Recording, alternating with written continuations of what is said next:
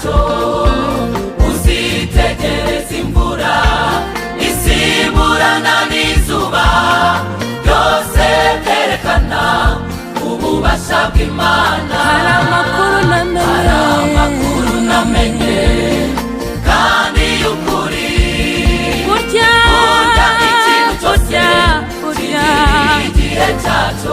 uzitegereza imvura isimburana n'izuba, byose byerekana ububasha bw'Imana. Imana dukorera ibasha kunyuranya ibihe, ntawayibaza ibyo ukora ni ibiki.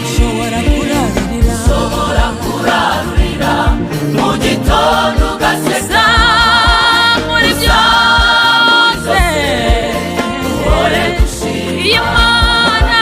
Imana dukorera ibasha kunyuranya ibihe, ntawayibaza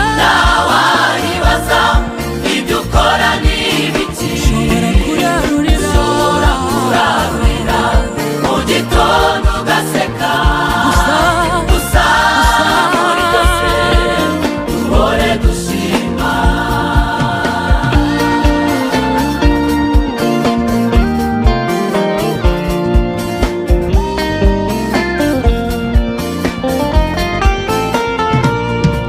hari amakuru namenye kandi y'ukuri, ijambo Imana yavuze irarisohoza, yo ubwayo yarirahiye waho kugira ngo rihere. Isi n'ijuru byazimba nk'imana. hari amakuru namenye ayo makuru ayo makuru